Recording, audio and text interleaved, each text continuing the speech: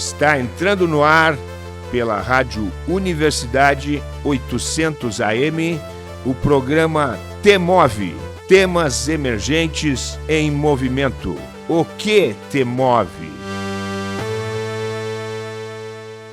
Olá! Está começando mais um T-Move, Temas Emergentes em Movimento. Eu sou a Maria Aparecida Azolim, pedagoga da Coordenadoria de Tecnologia Educacional e apresentarei o programa de hoje, aqui nos estúdios da Rádio Universidade 800 AM. Estou muito bem acompanhada na equipe técnica, contando com a Luísa Peixoto, comunicadora social, e Jean Noal, nosso técnico de áudio. O programa T-Move, Temas Emergentes em Movimento, é um projeto da Coordenadoria de Tecnologia Educacional da UFSM, vinculada à Prograde, Pró-Reitoria de Graduação. Proporcionamos aqui um espaço de conversas e troca de ideias, através de entrevistas com os palestrantes do Temas Emergentes e muitos outros convidados. Nossas convidadas de hoje são muito especiais. A professora Taciele Feltrin e a professora Helenise Sangoy Antunes. A professora Taciele é doutora em Educação na linha de pesquisa Formação de Saberes e Desenvolvimento Profissional, mestre em Educação pelo Programa de Pós-Graduação em Educação da UFSM, especialista em Gestão Escolar pela UFSM, graduada em Letras Literatura Plena em Língua Portuguesa, Língua Espanhola e respectivas literaturas pela Faculdade Metodista de Santa Maria, professora de língua portuguesa, servidora pública na Rede Municipal de Educação de Santa Maria desde 2016, membro do Grupo de Estudos e Pesquisas sobre Formação Inicial, Continuada e Alfabetização, o GPFICA, desde 2016, do Grupo de Pesquisa Adultos, Jovens e Educação no Contemporâneo, da PUC, a partir de 2020 e atualmente também desenvolve atividades de incentivo à leitura e escrita criativa através da Oficina de Criação Literária Imagina Mundos. E a prof. Helenise é licenciada em Pedagogia, mestre em Educação pela Universidade Federal de Santa Maria e doutora em Educação pela Universidade Federal do Rio Grande do Sul.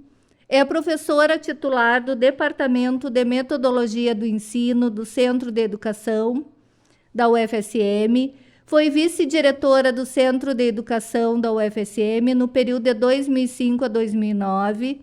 No mês de outubro de 2017, concluiu a gestão do segundo mandato, enquanto diretora do Centro de Educação da UFSM, é coordenadora do GPFICA, Grupo de Estudos e Pesquisa sobre Formação Inicial, Continuada e Alfabetização. Foi coordenadora institucional UFSM do Programa de Formação Continuada de Professores no Rio Grande do Sul, o Pró-Letramento, representando a instituição no Estado. No ano de 2012, assumiu a coordenação institucional da UFSM do projeto PNAC, Pacto Nacional pela Alfabetização na Idade Certa, financiada pelo MEC e Secretaria da Educação Básica, que atende 14 coordenadorias regionais de ensino no Rio Grande do Sul, com uma abrangência de mais de 200 municípios. Sejam muito bem-vindas, professoras Taciele e Helenise. Para dar início ao nosso programa, nós temos uma pergunta que dá o título ao nosso programa. Taciele, o que te move? Boa tarde, Cida. Boa tarde para os nossos ouvintes, né? Para a nossa assistência técnica aqui. Vou pedir desculpa se eu não falar muito bem. É minha primeira vez participando do programa de rádio. E eu estava me lembrando, quando recebi o convite da Cida, que o meu avô era apaixonado por rádio. É uma pena ele não estar mais entre nós, porque ele com certeza ia ficar encantado com a possibilidade de alguém da família estar algum dia participando de uma gravação na rádio. Que legal. Eu lembro de acordar às 5 da manhã com o vô, escutando rádio antes de ir para o trabalho, assim. Era um hábito que ele gostava muito. E o que me move? Bom, o que me move hoje... Hoje sempre, na verdade, foi uma crença de que nós podemos transformar a nossa realidade através da educação. Mas não assim como uma palavra vazia, uma educação qualquer. Mas eu acredito que tanto a universidade como as escolas que nós temos aqui na região, elas são definidoras da qualidade de vida que nós temos. Nós não teríamos as mesmas condições, as mesmas possibilidades, o mesmo acesso, né, a outras questões, se não fosse a presença da educação através da universidade, através da formação, né, de novos profissionais. Então, hoje ainda, né, eu sou professora, nós passamos um filme para os nossos estudantes, que é, agora não vou me recordar bem o nome, mas eu acho que é O Menino que Descobriu o Vento, que conta a história de um menino de uma comunidade na África muito, muito pobre, e que, né, por questões, né, tanto climatológicas quanto políticas, né, que eles foram abandonados pelo governo deles, eles estavam fadados a morrer de fome. E um dos meninos, né, que inclusive a família não tinha condições de pagar o estudo dele, conseguiu lá, através de algumas artimanhas, ter acesso à biblioteca da única escola da comunidade e descobriu uma forma de transformar a energia eólica em energia elétrica para promover irrigação para a comunidade e tal. E, para mim, isso define muito a minha esperança com a educação, porque se não fosse aquele acesso daquela criança, a comunidade inteira teria morrido. E a nossa realidade não é muito distante disso, né? A gente não precisa olhar para a África para encontrar fome, para encontrar pessoas passando muita necessidade. E, às vezes, uma pequena oportunidade que para muitas pessoas pode não ser nada, pode mudar a realidade de uma família, de uma comunidade inteira. Então eu tenho muita fé nisso, sabe? Porque a minha história de vida também passa por isso, né? A minha família é de agricultores, sempre viveram com muita dificuldade. E desde criança, assim, eu sempre fui incentivada a valorizar as oportunidades de estudo, porque a minha família não pôde, né? Os meus antepassados não tiveram a mesma oportunidade que eu de estar numa universidade, de poder concorrer a um concurso público, né? Então, para mim, isso é muito importante, a gente oferecer a oportunidade. É claro que nem todo mundo vai ter esse mesmo desejo, vai ter essa mesma visão, mas eu vejo como fundamental que a gente amplie as oportunidades, né? Tanto criando fontes de investimento, né, de financiamento, qualificando projetos, né, que permitam que mais pessoas, que mais jovens tenham oportunidade de ampliar, né, as suas condições de vida. Mesmo que essa condição de vida não apareça na primeira geração, né? Talvez a primeira geração não consiga chegar àquele patamar minimamente humano, né, de subsistência, mas já cria uma condição para um novo patamar. Tá? Então, acho que é isso que me move hoje, Cida. Perfeito. Como a prof. Helenise já esteve no nosso programa, então vou mudar um pouquinho a pergunta. Prof. Helenise, o que não te move? Pois eu estava agora pensando, né, o que não me move. Uma educação pública de péssima qualidade, a falta de luta pelos direitos humanos e dos animais, a falta de luta pela liberdade de gênero, de raça, de credo, a falta de engajamento de muitas mulheres para que as meninas possam ser o que elas quiserem ser.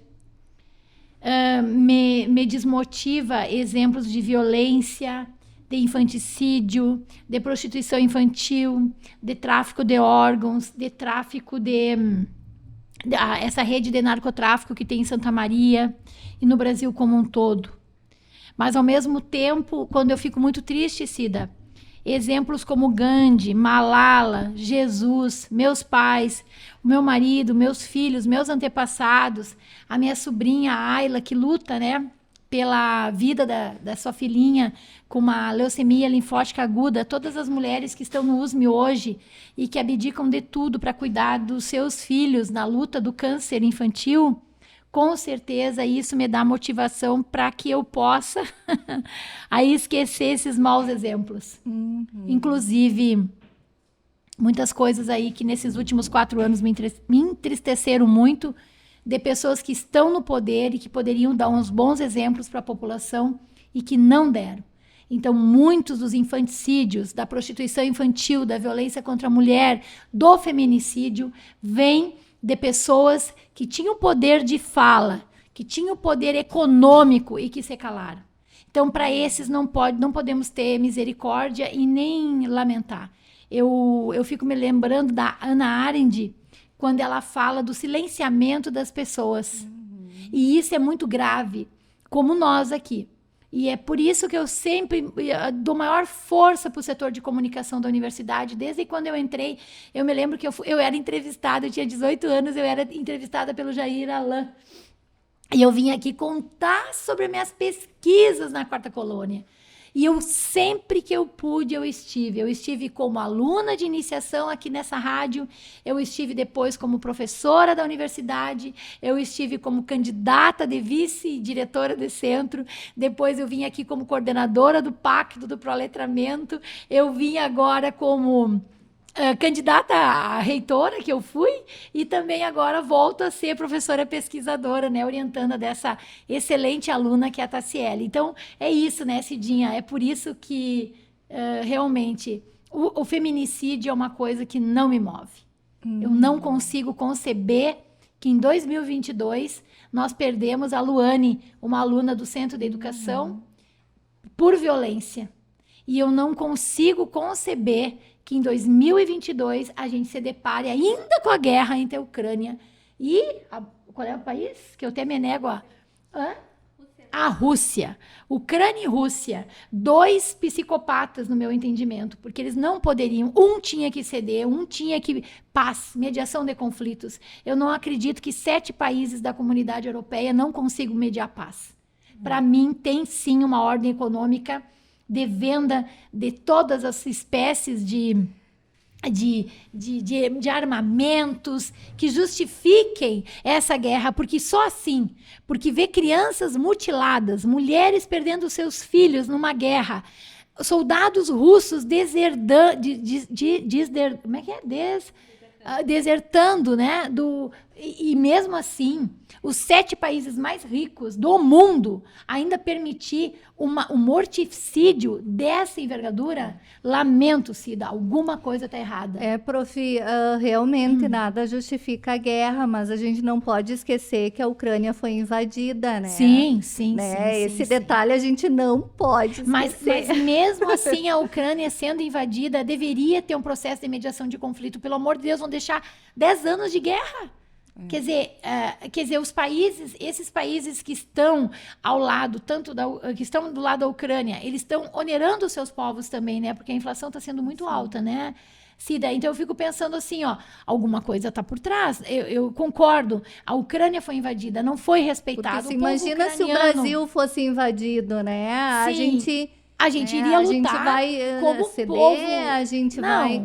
Mas a guerra é o último, e eu não consigo entender que em 2022 ainda se justifique a guerra. Tu entende? Com certeza. A guerra é o ápice da competição, né? É o último estágio, assim, e realmente é inconcebível em pleno século XXI. E tem uma dica, assim, para os nossos leitores que puderem assistir.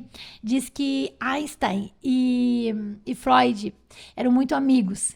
Então, Einstein escreve uma carta para o Freud, perguntando por que da Segunda Guerra Mundial. E o Einstein disse que só tem uma forma de uma comunidade ficar com laços. É pelo temor e pelo amor. E aí ele disse assim, mas então por que a Segunda Guerra Mundial? Porque enfraqueceu os laços de amor. O Freud responde, né? E principalmente porque as pessoas não têm a dimensão do que significa o poder.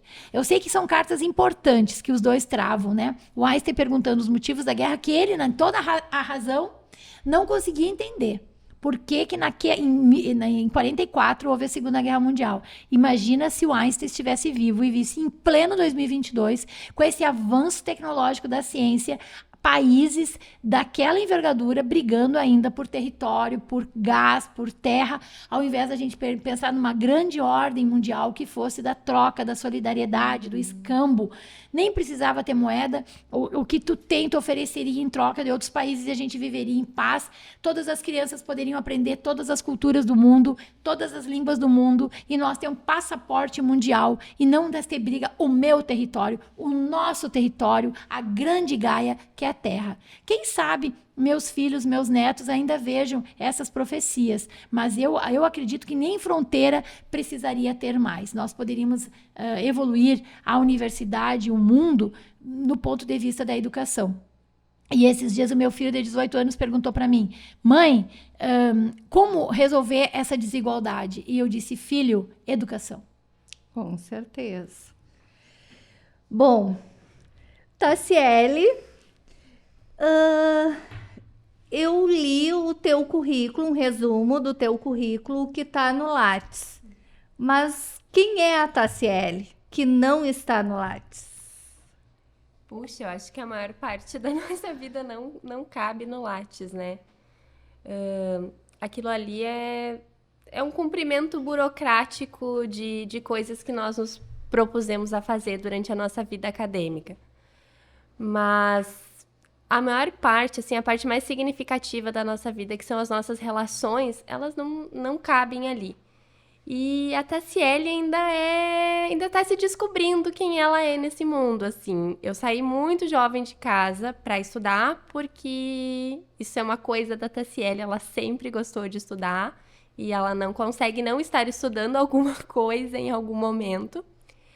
E eu fui descobrindo, assim, que eu gostava de estudar e que eu gostava de ensinar e que eu gostava de lidar com pessoas. E aí a docência me acolheu, porque eu me sinto muito realizada quando eu estou trabalhando com pessoas de todas as idades, né? Já trabalhei da pré-escola com o ensino superior. E é muito gratificante sempre a sensação de você estar apresentando um mundo novo para alguém, mesmo que seja, né? Lá na minha oficina de criação literária, um lado lúdico que as pessoas achavam que não tinham, que, né, não tinham capacidade de escrever alguma coisa criativa, de escrever alguma coisa divertida, de soltar suas fantasias. Esse momento que tu percebe que tu conseguiu proporcionar para as pessoas um momento delas conhecerem um pouco mais de si, conhecerem um pouco mais do mundo, eu acho que é o que define a movimentação da Tassiele hoje, assim. Eu me considero uma eterna aprendiz e vou aprendendo de acordo com as possibilidades de aprendizagem que a vida vai me trazendo, assim, seja, né, com um aluno tido como difícil, seja me desafiando num curso novo. Eu sou uma aprendiz da vida, assim, então isso é a Tassiele que não tá no Lattes, que talvez até dê para ver um pouquinho pelo Lattes, né, porque eu nunca fui uma pessoa que se concentrou em um tema só, né? Então dá para ver, às vezes, pela minha produção, que ela é bem ampla, assim. Eu navego um pouquinho pelas questões étnico-raciais, daí eu vou um pouquinho mais pro lado do ensino, pro multiletramento, pra literatura, pra educação popular, para as questões de gênero, porque a gente vive num mundo plural, então eu não consigo pensar como educador e pensar a educação Um quadradinho. num foco só. Então, a vida, né, e principalmente quando a gente está vivendo a escola, com contato com os jovens, com as crianças, eles nos trazem demandas novas todos os dias. E a gente, né, enquanto educador, precisa, né, ir acompanhando isso. E eu acho que isso é o que não está no Lattes, né? São todas essas possibilidades, essas experiências que a gente vive e que a educação nos proporciona, que as relações nos proporcionam, que os desafios nos proporcionam. E eu acho que é isso, um pouquinho. Ai, que legal. Prof. Helenise, um sonho que não realizou, mas que tem certeza que vai realizar. Eu tenho 2 sonhos. Um é um dia, eu não digo que idade, eu acho que eu estava até pensando, eu acho que com 60 anos, 70, me tornar reitora da universidade. Gostaria muito. O outro sonho que eu tenho é um dia ajudar a Secretaria de Educação Básica lá no Ministério da Educação. Não preciso de gratificação nem nada, vou por amor à camiseta. E o outro sonho que eu tenho é fazer meu pós-doutorado. E acho que pela cronologia de tempo, o pós-doc, a assessoria lá no Ministério da Educação, que eu adoraria. E o terceiro sonho seria chegar um dia reitora da universidade. Eu adoraria trabalhar pela UFSM, ajudar a construir, pensar. Eu tenho ajudado muito agora o Luciano, sempre que eu posso, né? E a professora Marta, e eu não digo agora, né? Eu penso lá pelos meus 60 anos, assim, que eu vou estar bem madura, eu gostaria de contribuir. Eu não desisti aí do sonho de um dia poder ser reitora. Que legal. Tassiele, a tua tese de doutoramento teve como título a formação de professores no Brasil, uma genealogia dos modelos de formação orientada pela prof. Helenise, e levantava a seguinte questão: como e quando a formação de professores se produz como campo de saber e como dispositivo de poder no Brasil? Quais as respostas tu encontraste na tua pesquisa? Bom, Cida, esse trabalho, sim, ele foi um desafio que só a professora Helenise para embarcar e o professor Guilherme, que foram os meus orientadores. Porque a gente buscou, assim, conhecer todo o campo da formação, desconsiderando apenas aquele campo que a gente entende como campo da formação, que é iniciado lá com a vinda dos jesuítas, né? Em 1539, chegaram ao Brasil, começaram, né, a colonização. Mas e antes, né? A gente não era um território nu. Nós sempre tivemos um território extremamente habitado, que produzia cultura, que produzia educação, né? As populações nativas, elas têm toda uma bagagem histórica que, infelizmente, foi apagado com esse processo de colonização. Então, o desafio maior da tese foi tentar olhar um pouquinho para essa história que vem antes do que a gente concebe como história, né? Buscando nas fontes da arqueologia, em registros, né? Eu trabalho muito com a perspectiva de Foucault. Para mim, Foucault é uma inspiração na forma dele pesquisar. E ele desenvolveu uma forma muito inusitada, por exemplo, quando ele escreve A História da Loucura, que ele não vai entrevistar os loucos, mas ele recorre aos registros psiquiátricos que eram feitos sobre essas pessoas para dali extrair informações, né, outras, né, não com aquele olhar contaminado de que tudo que eles falavam era besteira, de que, né, que eles eram pessoas que não deviam ser consideradas. E eu tentei empregar essa mesma lógica também para olhar para a nossa história anterior à colonização.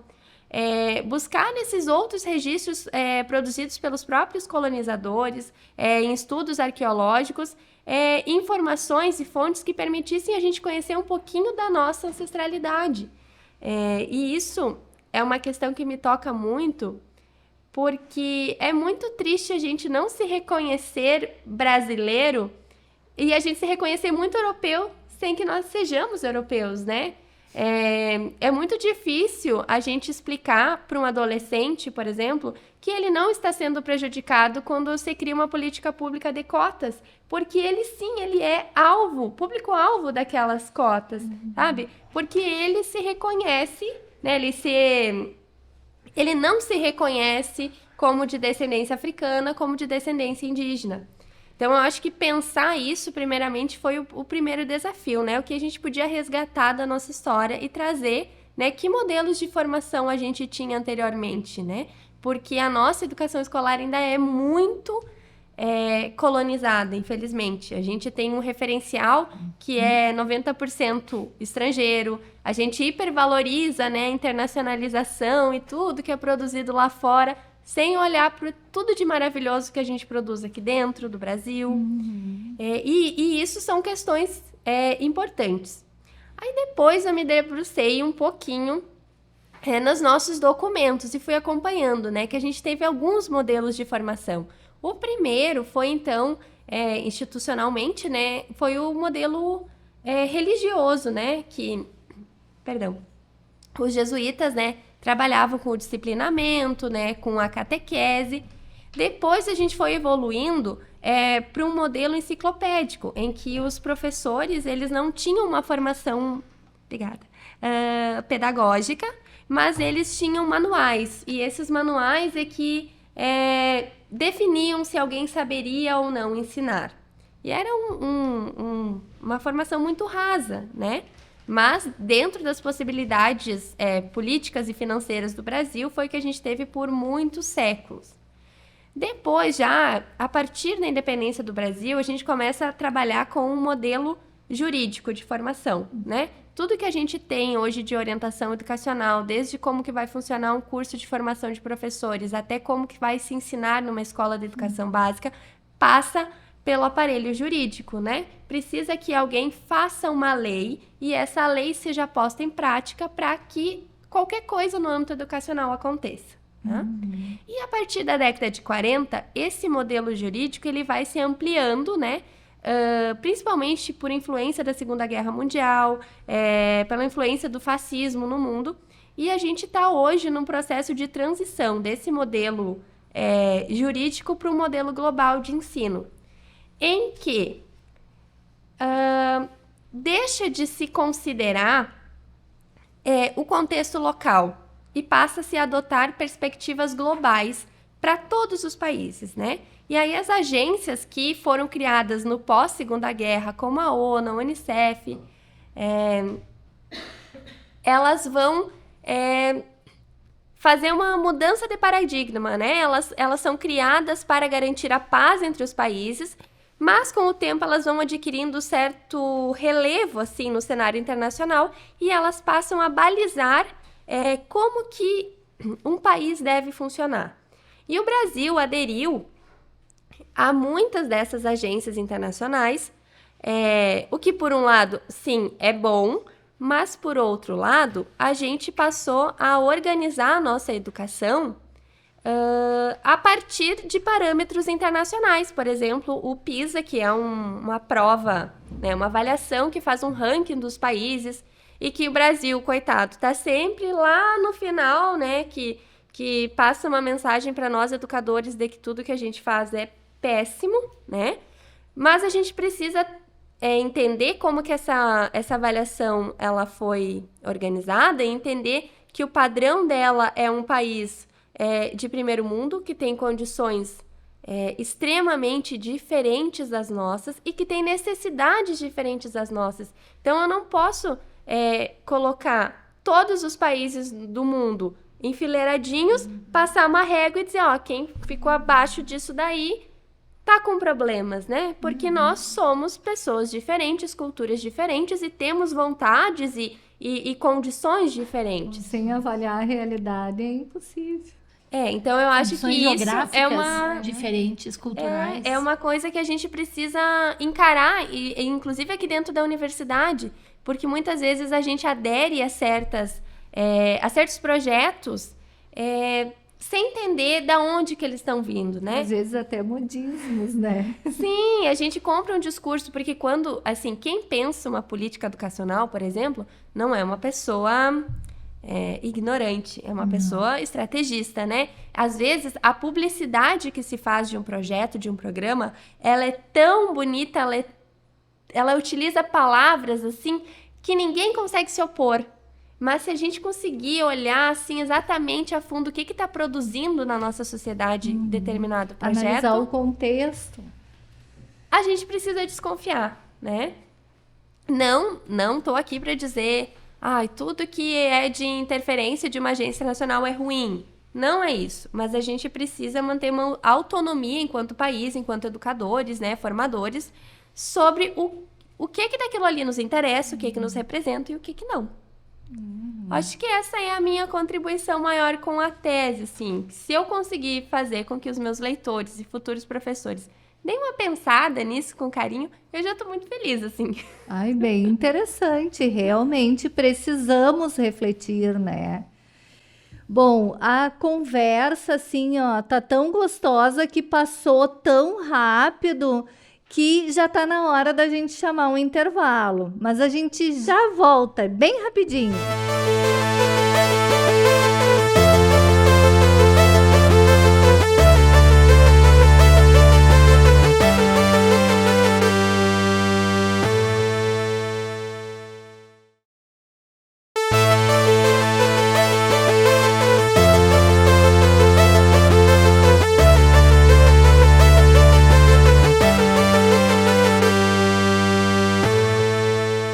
Estamos de volta com o T9. Para você que ligou o rádio agora, seja muito bem-vindo. Você está ouvindo o programa T9, aqui pela Rádio Universidade 800 AM.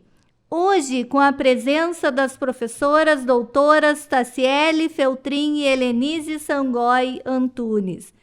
O T9 é um programa de conversas e troca de ideias através de entrevistas semanais com convidados. Trataremos sempre assuntos sugeridos pelos parceiros dos temas emergentes. Bom, vocês participaram do programa Temas Emergentes, onde a Taciele fez a sua fala e a professora Helenise fez a mediação, mas aquele dia estava com um problema de conexão, né? Então, uma participante do Temas, ela fez uma pergunta que é muito interessante e que não deu tempo e não deu, devido à internet que caiu, ser respondida. Então, eu vou fazer essa pergunta para vocês duas.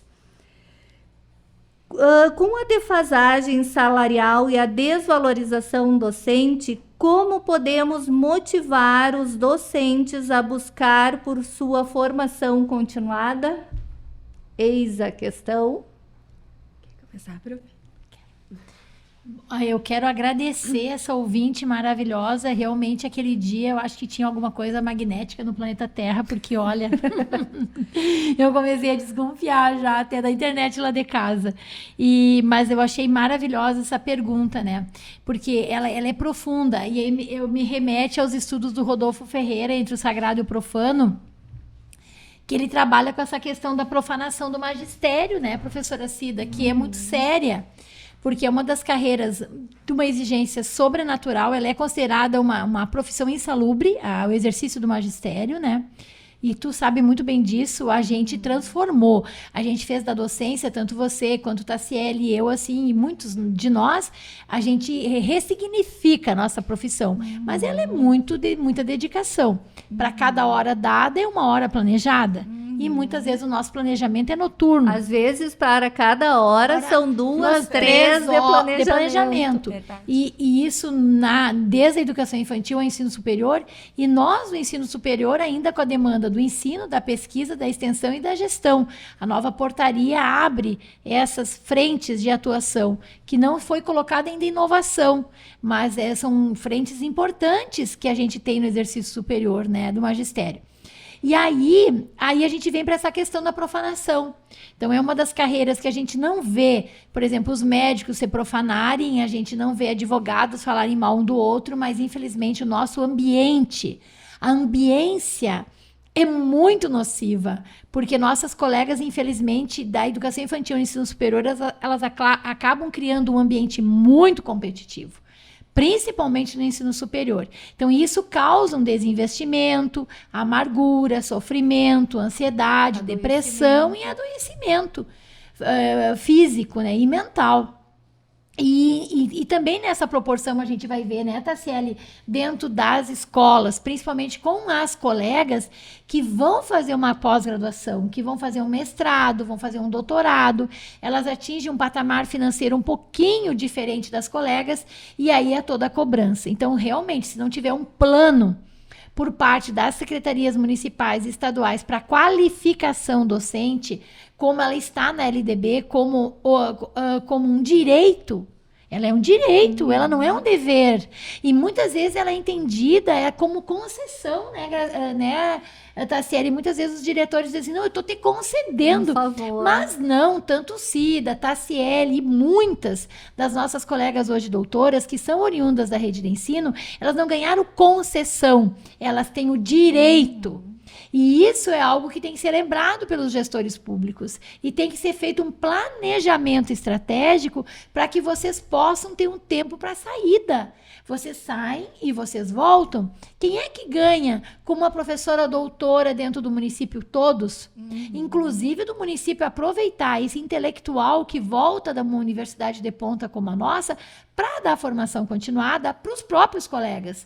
E não ter que chamar, por exemplo, um Nova de Portugal, pagar muito caro, ou o Instituto Alfa, Beta ou Millennium, ou Elefante Letrado, quando nós temos expertises no campo de alfabetização muito perto de nós, como o FSM, URG, FURGS, Fronteira Sul, Universidade de Rio Grande.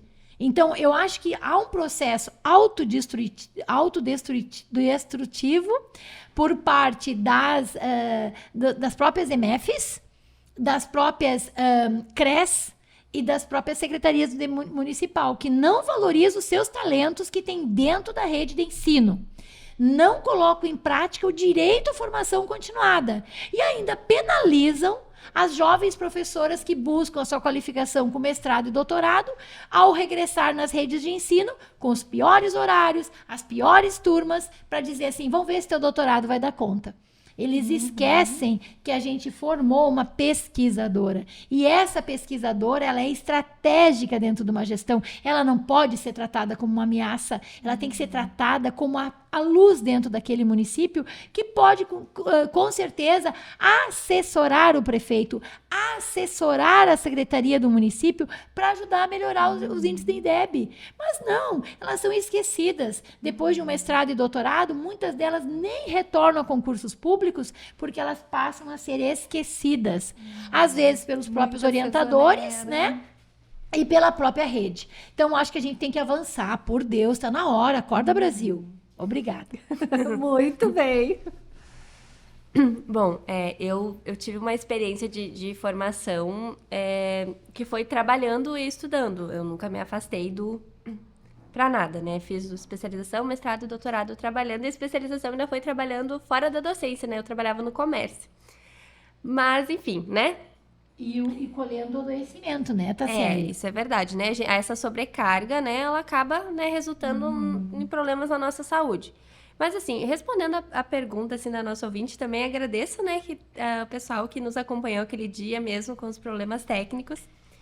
É o seguinte, eu vou dar a minha opinião pessoal, assim. A gente está dentro de um projeto de desvalorização da docência que começou quando a docência passou a ser a única profissão aceita para mulheres, né? A sociedade nunca aceitou totalmente a independência feminina, né? Porque a nossa sociedade ainda é uma sociedade colonizadora. Alguém precisa mandar em alguém. Sempre foi assim, né? O patrão manda no empregado e se manteve na estrutura familiar uma hierarquia em que alguém mandaria nos demais, né? E isso ainda não foi superado pela nossa sociedade, mesmo que a gente não consiga admitir isso, que seja muito feio admitir, mas a gente tem esse gosto, né? Quem já teve a oportunidade de sair um pouquinho da realidade do Brasil sabe que fora daqui a gente não vê com tanta naturalidade, por exemplo, o empregado doméstico. Enquanto que o Brasil tem um gosto por isso, né? De ter tem um alguém... quartinho da empregada. De ter alguém que esteja abaixo de si. E eu vejo essa lógica também acontecer dentro da hierarquia das profissões, né? Porque quando as mulheres passaram a ser maioria dentro da docência, essa categoria passou a ser deixada de lado. Não tinha mais a valorização que tinha quando era exercida apenas por homens e para homens, né? Porque as mulheres vão passar a ser educadoras quando se populariza o ensino feminino. Então, antes só os homens estudavam e era, né, entre eles. Bom, esse projeto ainda está em andamento. E eu digo assim, ó, o que me incentivou a estudar? A minha rebeldia, de certa forma, porque eu vejo como uma forma de resistência. Não é fácil, não é o que o sistema não te impele para ti entrar no ensino público e tu continuar estudando e continuar ampliando as tuas possibilidades e ampliando a possibilidade dos teus alunos, porque às vezes aquele conhecimento que tu busca lá num curso, numa formação, vai ser definidor do futuro do teu aluno, né? A gente tem uma responsabilidade muito grande que às vezes nós mesmos não valorizamos. Então, assim, ó, se você tiver a oportunidade, a possibilidade de estudar, de continuar aprendendo, faça, porque isso é um movimento de resistência contra tudo isso que a gente está vendo, né? Quanto mais precarizado intelectualmente a nossa classe for, mais precarizada vai ser financeiramente também, né? Mesmo que hoje a gente invista muito na educação, na nossa formação, sem ter o mesmo retorno que outras profissões, se nós pararmos de fazer isso, onde nós vamos parar, né? Então, assim, a gente precisa continuar, mesmo que hoje a nossa geração não colhe os frutos. Da mesma forma que as nossas avós se mobilizaram e enfrentaram muitas dificuldades para ter direito a trabalhar, a ter uma CLT, a votar, a ter participação política, né? A ter direito à herança, tantas conquistas que nós hoje não saberíamos como viver sem, né? E às vezes a gente nem percebe que é uma conquista. A gente acaba naturalizando, né? Como deveria ser, né? Normalmente, mas a gente esquece que muitas pessoas perderam, inclusive, a vida por isso, né? Então, a gente precisa fazer a nossa parte hoje para que as futuras professoras, as futuras gerações, elas encontrem condições de atuação melhor e progridam, né? E avancem um pouco mais.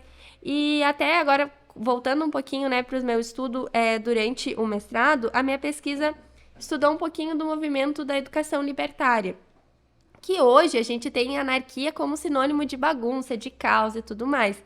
E a história da anarquia no Brasil, ela é muito bonita, porque se hoje nós temos coeducação de gêneros, né, nós não temos uma escola para meninos, outra para meninas, nós temos coeducação de classes, não é a condição financeira, né, mesmo que nós tenhamos escolas particulares, a gente consegue ver uma mescla na escola pública, né, não tem uma segregação ali. Se a gente tem escolas de raça mista, né, com etnias diferentes convivendo no mesmo espaço, é porque em algum momento alguém lutou por isso, né? Porque a tendência da nossa sociedade em se conservar era de não permitir que esses avanços acontecessem. Então, eu acho que é importante a gente, claro, né, dentro das possibilidades de cada um, mas investir no conhecimento, na formação, na educação, mesmo que isso seja muito custoso, né? Mesmo que isso às vezes nos custe a nossa saúde mental, física, mas eu ainda acredito que vale a pena, porque a gente está lutando contra um projeto, né? E a gente está plantando sementinhas de um projeto diferente, né? Então isso vale a pena, na minha opinião, né? Eu me identifiquei muito com a tua história, porque eu também fiz especialização, mestrado, doutorado, sempre trabalhando, né? 40 horas no estado. E sendo gestora, que eu me recordo. Sim, fui 2 gestões, tive na direção da escola. Então, realmente é um processo difícil, né? Várias vezes eu fiz o mestrado em Jaguarão, indo de Santiago a Jaguarão, de 15 em 15 dias. E às vezes no caminho eu me perguntava, né, com 2 filhos, deixando os filhos em casa, eu me perguntava o que eu estou fazendo aqui. E no estado, na época, o plano de carreira era o nível 6 era pós-graduação, então se tu era especialista, mestre ou doutora, não tinha A diferença. nossa rede aqui também, o doutorado não agrega. Não Não agrega, Isso até é uma questão que poderia ser revista, né? com Mas- certeza. Então, assim, e a gente tem uma rede muito qualificada aqui. A gente já fez uma pesquisa, um levantamento de dados, e a gente tem um número bem elevado de professores, mestres e doutores aqui em Santa Maria. O que é excelente, né? Que é o que deveria ser Sim. sempre, né? E no estado, com a mudança do plano de carreira, daí doutorado aumenta 7%. Então, mas quando eu pouquinho. estava fazendo o mestrado, então eu sabia que eu não ia ter nenhuma mudança no salário, né? Eu estava investindo, Uhum. mas eu não ia ter o retorno financeiro, mas o retorno de conhecimento e em forma do retorno que eu poderia dar aos meus alunos, isso fazia valer a pena. Mas eu confesso que várias vezes eu pensei, o que que eu estou fazendo aqui, né? Eu deveria estar em casa, os meus filhos vão com febre ou doente, várias vezes eu pensei, deu, chega. Mas daí a vontade, o sonho e como tu disseste, a vontade de estudar, que eu também sempre gostei, me mantinha. Não, e outra, né, a força de um exemplo, porque às vezes tu incentivar o teu aluno a continuar estudando, né, a ter uma perspectiva para além do ensino médio, não é a mesma coisa do que tu dizer, olha, eu continuo estudando, existe vida após o ensino médio, né? Aham. Vamos lá, né? Se eu consigo trabalhando, vocês também podem buscar isso, sabe? Eu percebo que eu dei um exemplo bom nesse sentido para os meus estudantes, porque tem bairros aqui de Santa Maria que eles não conhecem a universidade. Se a escola não traz uma excursão, organiza, é bem comum os estudantes pensarem que só pode entrar quem estuda aqui, que eles não podem nem passar do arco. Ou se não perguntarem se é pago, tu precisa pagar para entrar lá? Eu não fazia ideia. Sim, a gente sempre organiza assim, excursões das escolas porque os bairros de Santa Maria não conhecem, não têm uma relação muito próxima com a universidade. Com as coisas que a cidade oferece, na verdade. E isso também me chocou, porque eu vim numa cidadezinha aqui próxima, né, que é a cidade de Formigueiro, que é no interior, né, e mesmo assim, através do programas como o PEIS, eu tinha já uma perspectiva de universidade que os meus alunos que moram aqui não têm. Eu acho isso uma situação que a gente precisa olhar com mais carinho também, porque as pessoas da cidade não se apropriam do que a cidade oferece, assim, às vezes, e muitas vezes por falta de conhecimento. Nossa. A Prof. Helenise quer... Rapidinho, assim, esses dias eu conversava com a minha mãe, né? E eu disse, mãe, como é que era o UFSM, né? Minha mãe tá com 74 anos para ti. Ela disse assim, bem distante, parecia uma coisa muito longe. Bom, aí orientando estágio, né, indo com essas meninas em toda a periferia da cidade, eu conversava com as crianças. E as crianças repetiram em 2022 o mesmo discurso da Tassiele. Por isso que é uma sugestão que eu sempre dou para as gestões, né, da universidade, que elas têm que abrir o campus para mostrar o planetário, por exemplo, o horto, a casa sustentável, sabe, nossos prédios de ensino. A gente tem que ter espaços, como agora o CIE está tendo, né, com a gestão da Anne Aruna, elas deixaram esse legado, né? Uma pracinha de bambu, uma sala com multi-recursos, né? Para receber as crianças aqui da região, do Hilda, esses dias estava o Vicente Farecena, Miguel Beltrame, várias escolas, sabe? Que o CE está recebendo, mas isso é uma prática que pode ser de todos os centros de ensino, porque infelizmente o que a Tassiele relatou aqui nesse programa é verdadeiro. Muitas pessoas da comunidade de Santa Maria acreditam que tem que pagar para entrar na UFSM. Agora, 1º, 2 e 3 tem o Descubra, Ótimo, né? É uma isso ótima oportunidade amplamente de divulgado. conhecerem a universidade, que tem muita coisa linda aqui E eu para acho ver. que o Temove pode se mover nesse sentido, sabe? De dar visibilidade a esses cursos e fazer programações, chamar os coordenadores, sabe? Para mostrar esse trabalho. Tassiele, você estava falando um pouquinho da tua dissertação do mestrado, né? Essa dissertação gerou um livro, né? Fale um pouquinho sobre ele. Bom, sim, a gente tem um pouquinho de vergonha, assim, às vezes, de publicar o conhecimento que a gente produz, né? Então, a minha dissertação, ela nasceu em 2017 e eu só tive coragem de publicar como livro esse ano, em 2022, né? Um pouquinho de autocrítica e um pouquinho, assim, daquela insegurança será que tá bom mesmo de publicar? E aí, depois de compartilhar com meus pares, né, e muitas pessoas solicitarem que tivesse que fosse, né, formalizado, publicado, eu entrei em contato com a Pimenta Cultural, que é a editora, e nós publicamos esse ano, então. Educação Popular no Brasil, forças que concorreram para a emergência da Escola Nacional, que vai contar um pouquinho da nossa história da educação, mas, né, não é uma obra que pretende recontar a história da educação, mas ir olhando para essas coisas que fugiram, né? A história, tem uma frase muito interessante que diz que a história é contada pelos vencedores.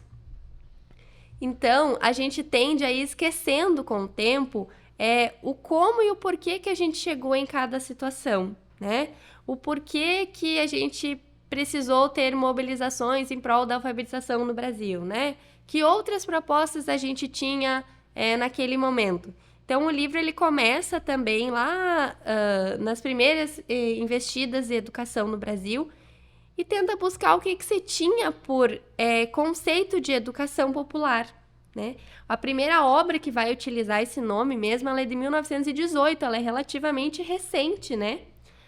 Foi escrito pelo Carneiro Leão, que foi um político, mas antes disso a gente consegue já encontrar várias iniciativas que se interessavam pela educação dos populares, mas nem todas elas tinham um viés assim que a gente pode dizer hoje que foi uma investida em prol da democracia, para auxiliar essas pessoas e tudo mais, né? A gente se utilizou desse termo educação popular para fazer algumas coisas bem tristes, digamos assim, né? Então, a obra, ela percorre um pouquinho toda a nossa historiografia em educação, né? Se concentrando mais nessa questão da educação popular, e ela também olha muito para a questão política. Então, é um capítulo que eu acredito que hoje a gente precisaria, enquanto sociedade, ler, quando é um capítulo destinado à atuação do Getúlio Vargas no Brasil, no Estado Novo, onde o fascismo entra em contato, né? Os nossos políticos entram em contato com o fascismo e eles definem o que seria direita e o que seria esquerda no Brasil, né? Toda essa polarização que nós temos hoje, em 2022, ela foi construída na década de 40 e ela está ativa desde então. Alguns momentos ela consegue ser suspensa, em alguns outros momentos ela é trazida à tona.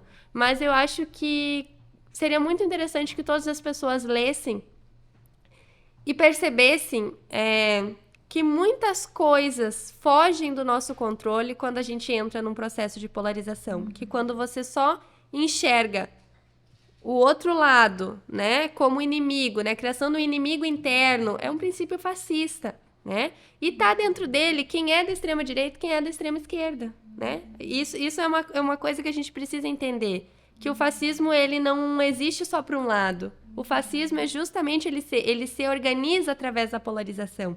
E quando a gente entra quase numa guerra civil entre quem tá certo e quem tá errado, estamos todos errados e coisas estão sendo produzidas para a nossa sociedade sem que a gente consiga perceber, porque isso é sempre uma cortina de fumaça, né?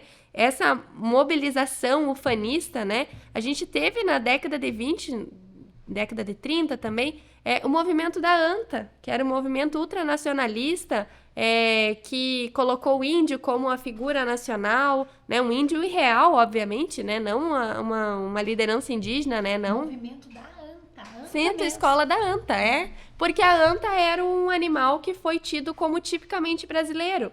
Então, assim, hoje a gente está revivendo Ao invés da anta é a bandeira do Brasil. Mas eles também, o movimento lá de 1920, eles utilizavam a bandeira do Brasil, né?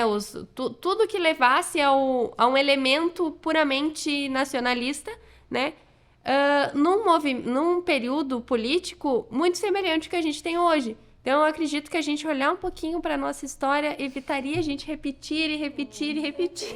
Qual capítulo, então, Tassi, pra gente? Eu acredito que o capítulo 5, que fala ali... o capítulo 4 e capítulo 5, que falam mais diretamente do período do Estado Novo, que muitas pessoas não dão a devida importância para os acontecimentos que nós tivemos nesse período, né? A gente foca muito no período da ditadura lá de 60 e poucos, mas a ditadura só foi possível porque a gente teve uma outra ditadura antes, que foi no Estado Novo, né? Com certeza. E, inclusive, se hoje a gente tem esse saudosismo, né, ao período da ditadura, é porque tanta coisa foi produzida e encobertada nesse período que a gente não consegue olhar para ela como ela realmente foi, né? E, infelizmente, a gente vê pessoas que defendem, né, que naquele momento da ditadura foi tranquilo, foi próspero para o Brasil, mas que não conhece alguns fatos, como, por exemplo, a maior endividamento do nosso país foi produzido durante a gestão militar. A corrupção era extrema. Isso, e o que você tinha? Por que a gente não tem essa memória, a gente não tem esse imaginário social que liga o período da ditadura com corrupção? Porque a gente teve uma censura real, não que a gente tem hoje, né? A gente teve uma censura de fato, né? Estão aí a memória, né, das emissoras de televisão que conseguiram, depois de um tempo, produzir alguns relatos sobre esse momento, porque não era permitido divulgar essas informações. Então, as pessoas não sabiam, as pessoas eram mantidas no país da Alice, né, sem entender de fato o que estava acontecendo no país. Então, é isso. Deixo o convite para quem se interessar, ler a obra. Eu vou ter que fazer um comentário como leitora, porque eu já li o livro e, olha, é um livro que vale a pena ser adquirido. Eu acredito que quem está numa licenciatura, num curso de licenciatura, é um livro que realmente vale a pena, porque ele dá um resgate histórico, né? É muito interessante. Eu estou fazendo realmente a propaganda como leitora, porque eu já li o livro, vale a pena. Então, o título é Educação Popular no Brasil, Forças que Concorrem para a Emergência da Escola Nacional. Bom, o nosso tempo está acabando. Olha, realmente passou assim, ó, que nem vi. Tive que ganhar uma chamada do Gianual pelo tempo, que a gente tem, né, o tempo certinho. Mas eu gostaria que cada uma deixasse uma mensagem, um minutinho só, para deixar uma mensagem aos nossos ouvintes. A minha mensagem é bem direta. Pessoal, estudem, se informem. Assim, a gente evitaria tanta coisa se as pessoas simplesmente estudassem ao invés de falar besteira. Então, futuras gerações, não sigam o exemplo da atual. Estudem. Só isso. Faço as minhas palavras da doutora Tassiele Feltrin e acrescentaria: não existem fake news, porque a notícia, Jean, é verdadeira. Se ela é falsa, ela não poderia ser divulgada. É um dos princípios éticos do jornalismo. Então, quem o faz, fazendo listas de estabelecimentos, né, denegrindo imagens, né, que a gente está assistindo aqui em Santa Maria, denegrindo colegas, instituições públicas, tomem muito atenção. Não só quem o faz, mas quem compartilha. Isso é crime. E a organização... a OAB, Seção Santa Maria, está atenta. A OAB Brasil está atenta. A Anistia Internacional está atenta. Ditadura, jamais. Intervenção militar, nunca mais. Viva a democracia e viva essa grande frente democrática em prol desse novo Brasil. Estou muito feliz pela democracia voltando nesse país. E sempre buscar informações nos órgãos, né, competentes, sérios, comprometidos, não compartilhe, né? Cida, aquilo que você não tem certeza. Compartilhar notícias falsas é crime. Falar mal da UFSM é crime. Falar mal de presidentes da República é crime. Falar mal do vizinho é crime. Acorda, Brasil! Acorda, Brasil! Ó, agradeço imensamente a participação de vocês. Realmente, assim, ó, é motivador, é de muitas aprendizagens e realmente renova as esperanças. Então, agradecemos a participação das professoras Taciele e Helenise. O TEMOV vai ficando por aqui. Eu sou a pedagoga da CTE, Maria Aparecida Zolim, e apresentei o programa de hoje. O nosso programa conta com a produção da comunicadora social Luísa Peixoto e da diretora da CTE, Lisiane Miller. Trabalhos técnicos de Giano Al e direção de rádio Jonathan Ferreira. Você pode ouvir novamente essa e as outras edições do nosso programa no YouTube. Acesse lá youtube.com/capacitação digital UFSM. Lembrando que é sem o tio e sem o cedilha. Se inscreva no nosso canal, curta e compartilhe. Nós estaremos de volta na próxima semana falando sobre os temas emergentes em movimento, aqui pelos estúdios da Rádio Universidade 800 AM. Desejo a todos uma semana leve e feliz. Obrigada pela audiência e até semana que vem.